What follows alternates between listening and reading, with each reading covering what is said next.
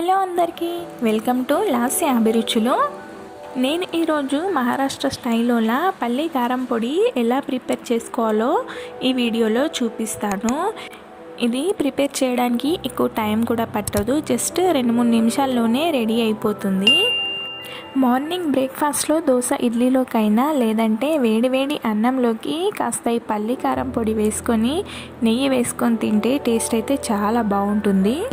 ఇప్పుడు ఎలా ప్రిపేర్ చేసుకోవాలో చూద్దాము. నేనైతే సోలాపూర్ పల్లీలని తీసుకున్నాను. అక్కడైతే ఇలా ఆల్రెడీ వేయించినవి అలాగే పెద్ద పెద్ద సైజులో ఉంటాయి. మీరు మీ ఇంట్లో ఉన్న పల్లీలని వేయించుకొని కూడా తీసుకోవచ్చు. ఇప్పుడు నేను ఇవి కాస్త పొట్టు తీసుకొని మిక్సీ జార్లో వేసుకుంటున్నాను. ఇప్పుడు వీటితోటి వెల్లుల్లిపాయలు 10-12 పొట్టు తీసుకొని వేసుకోవాలి.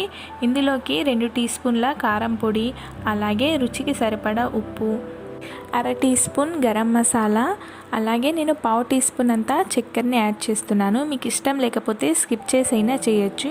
1 టేబుల్ స్పూన్ అంతా ఆయిల్ వేసుకొని ఇప్పుడు వీటిని మిక్సీ పట్టుకోవాలి. పల్స్లో అలా ఒక 2-3 సార్లు గ్రైండ్ చేశారంటే ఇలా పలుకుగా వస్తుంది. మీరు ఆయిల్ వేయకుండా గ్రైండ్ చేశారంటే ఫైన్ పౌడర్లా అయిపోతుంది, అది టేస్ట్గా ఉండదు. సో పల్లి కారం పొడి అంటే ఇలా పలుకుగా ఉంటేనే బాగుంటుంది.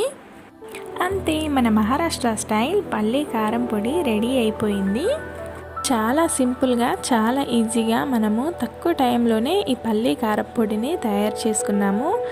నా వీడియో నచ్చితే లైక్ చేయండి, అలాగే నా ఛానల్ని సబ్స్క్రైబ్ చేయడం మాత్రం మర్చిపోకండి.